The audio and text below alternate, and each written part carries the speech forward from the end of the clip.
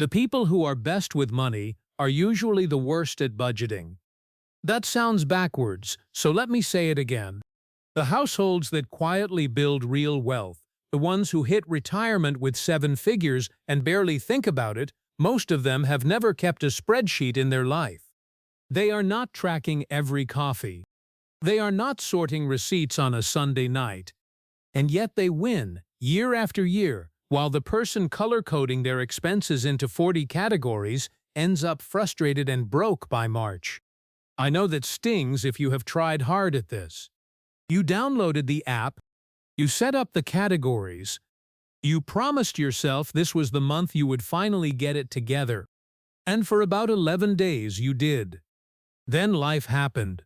A bill came in sideways, you forgot to log a few things, the numbers stopped matching, and you quietly closed the app and never opened it again. You felt like you failed. You did not fail. The system failed you. Traditional budgeting asks you to make dozens of small decisions every single day using a part of your brain that runs out of fuel by lunchtime. It was never going to work, not for normal people with jobs and kids and tired evenings. My name is Victor, and on this channel we break down the real data behind your money. No hype, no recycled advice, just what the numbers actually say. Today the numbers say the problem was never your discipline. It was your method. And there is a better one. Here is what this actually costs you, because it is not nothing. The average American household runs through somewhere around $5,000 to $6,000 a month in spending. When you have no system at all, the leak is usually somewhere between 10 and 20%. Money that evaporates into subscriptions you forgot about, fees you never read, impulse buys that felt small in the moment. Call it a conservative $800 a month slipping through the cracks. That does not feel dramatic on any given Tuesday. $800. You barely notice it. Now run it forward. That $800 a month, if it were simply redirected and invested at a normal long-term market return, becomes about $14,000 in 3 years. Over 10 years it crosses $150,000. Over a full working career it is the difference between retiring comfortably and working until your body gives out. The leak is quiet, but it is enormous. It is, for most people, the single largest financial decision of their lives, and they are making it by accident. And the worst part is the emotional tax that rides along with it. People without a money system do not just lose dollars, they lose sleep. There is a low-grade hum of anxiety that follows you around when you genuinely do not know if you can afford something. You hesitate at the grocery store. You feel a spike of dread when a text from the bank lights up your phone. You avoid checking the balance because not knowing feels safer than knowing. That stress is real, it is measurable, and it does not go away by earning more. Plenty of people making 6 figures feel exactly this way because more income flowing through a broken system just means a bigger leak. So this is the stakes. We are not talking about skipping lattes. We are talking about whether the next decade of your financial life happens on purpose or by accident. The good news is that fixing it does not require becoming a different person. It requires a system that works with how your brain is actually built instead of fighting it. To understand the fix, you have to understand why the old way breaks. And for that, we need to talk about a concept that behavioral scientists have studied for decades. It is called decision fatigue. Your willpower is not a fixed trait. It behaves more like a muscle, or maybe a phone battery. You wake up with a full charge. Every decision you make during the day drains a little of it. What to wear, what to eat, whether to answer that email now or later, whether to argue with your kid about screen time. By the evening, the battery is low. This is exactly the time of day when most people sit down to look at their finances. You are asking the most depleted version of yourself to make careful, disciplined money choices, and then you are surprised when it does not stick. Researchers Roy Baumeister and Kathleen Vose spent years documenting this. In one set of studies, people who had been forced to make a series of choices became measurably worse at self-control afterward. They gave up faster on hard tasks. They were more likely to grab the easy, tempting option. The mental cost of choosing had drained the tank. There is an even starker example that comes out of the legal system. In a study of judges reviewing parole cases, researchers found that the chance of a favorable ruling started the morning at around 65% and dropped to nearly zero right before the lunch break. After the judges ate and rested, it shot back up to 65% and declined again through the afternoon. Same judges, same kinds of cases. The only thing that changed was how many decisions they had already made. People who had real consequences hanging on their choices were swinging wildly, not because of the facts in front of them, but because of mental exhaustion. Now look at what traditional budgeting demands. It asks you to make a fresh decision at every single transaction. Should this count as groceries or household? Did I budget enough for gas? Can I afford this, or should I move money from another category? Multiply that by the dozens of small purchases in a normal week, and you have built a machine that runs entirely on the one resource you have least of by the end of the day. You are not weak. You are running an application that demands more processing power than the device can supply. This is also why apps that ping you after the fact do not solve it.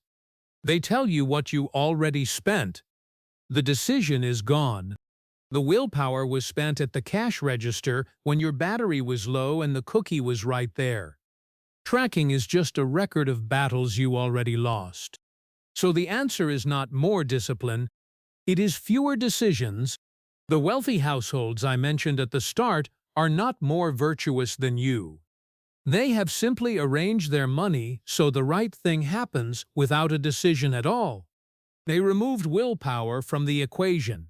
And that single shift from deciding to defaulting is the entire secret. Once you see it, you cannot unsee it.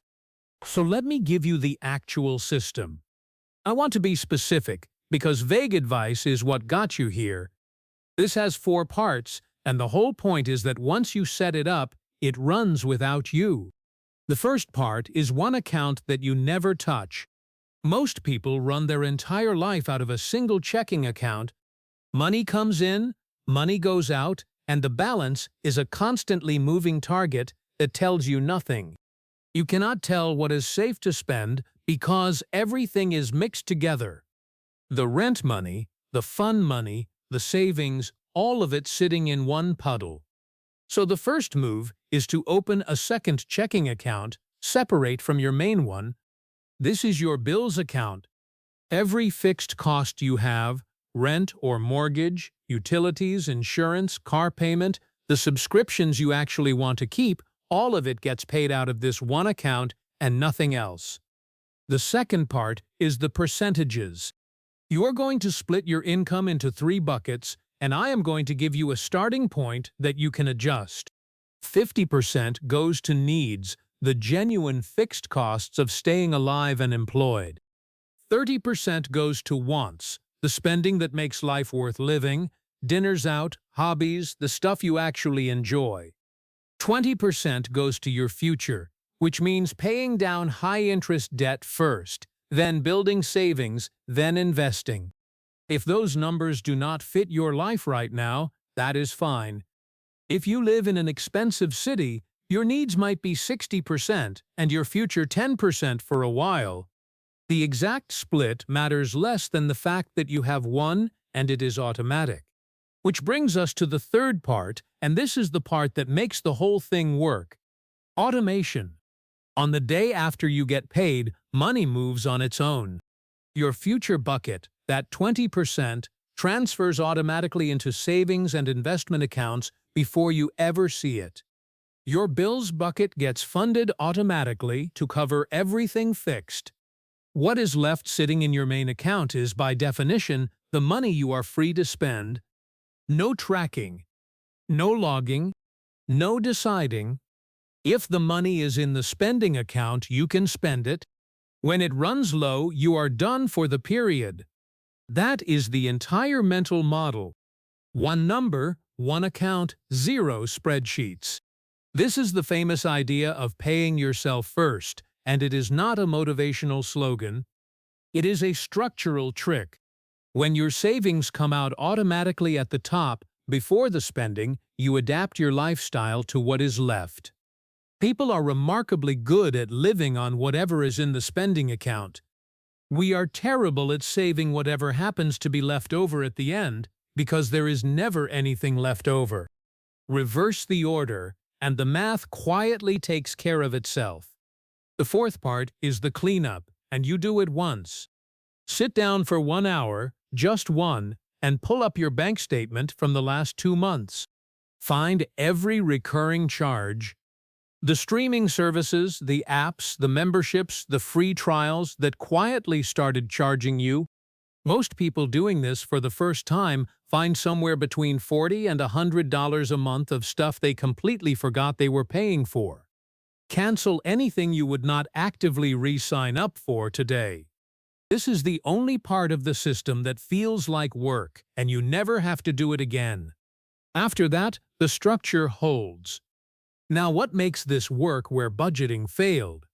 Look at what we remove. There are no daily decisions because the money is already sorted before it reaches you.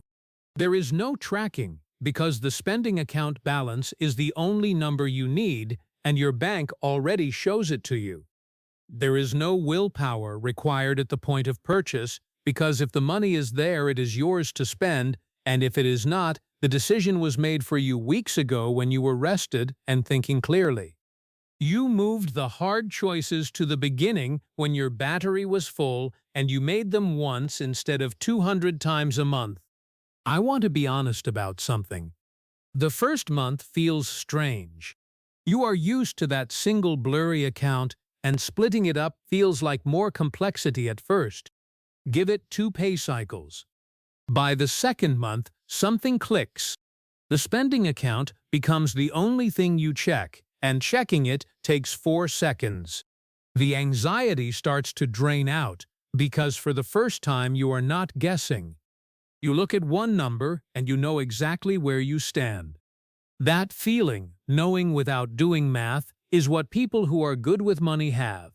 It is not a personality, it is a setup. I do not want you to take my word for any of this, so let me show you what the research actually says, because the evidence here is unusually strong. The most important study in this whole area is a program designed by economists Richard Thaler and Shlomo Benartzi called Save More Tomorrow. Their insight was simple. Instead of asking people to save more right now, which requires willpower, they set up an automatic system where a portion of every future raise went straight into retirement savings before the worker ever saw it. No ongoing decision. No feeling of loss because the money was never in the spending account to begin with. The results were staggering. Worker savings rates roughly tripled over the course of the program. Same people, same incomes. The only thing that changed was that saving became the default instead of a choice. You can see the same effect at national scale in how companies handle retirement plans. When employers require workers to opt in to the 401k, participation tends to sit somewhere around half.